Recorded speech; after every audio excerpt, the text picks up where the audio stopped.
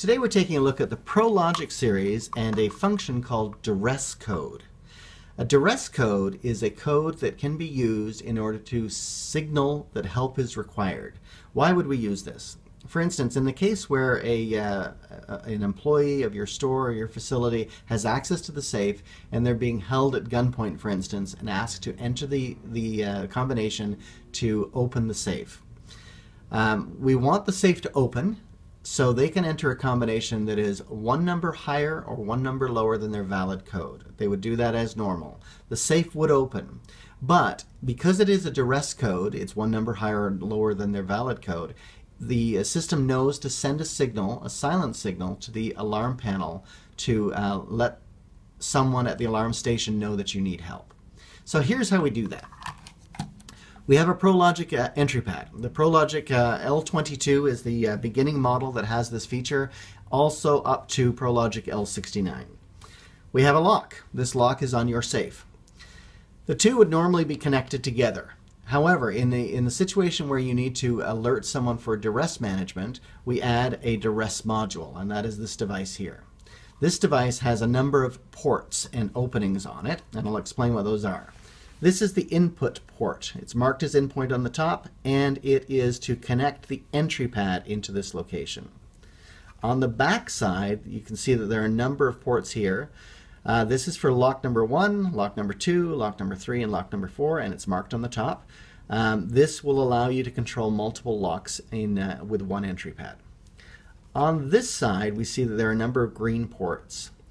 This port, which is marked as port number 3, is the duress management port. It will connect to your alarm panel with a normally open, normally closed switch. And you simply use the supplied connector to snap into this port, then you wire your connection to your alarm panel into this port. And that will be the communication link to send information to the alarm panel. We have a couple of other ports. I'll just explain them briefly. Port number 2 here allows you to monitor penalty time. So if someone is trying to guess the combination of your safe, you can connect that to an alarm panel as well, an alert in that case. And then finally you have port number 1, which monitors the door of the safe. If the door of the safe is open over a specified period of time, it can either send in a message to an alarm station, or we can use a device like this, which is a buzzer, and essentially if the door is left open too long at the safe location, a buzzer would sound notifying them to close the door. But what we're concerned about today is this port, which is the duress port. So I'll show you how this connects, and I'll give you an example of how this would operate. So the first thing I would want to do is connect the lock. I'm going to connect that to the port lock number 1. Then I'm going to take the entry pad and I'm going to connect it to the input port, which I see here. And now I would take this port, port number 3, and connect it to my alarm panel with a normally open, normally closed switch.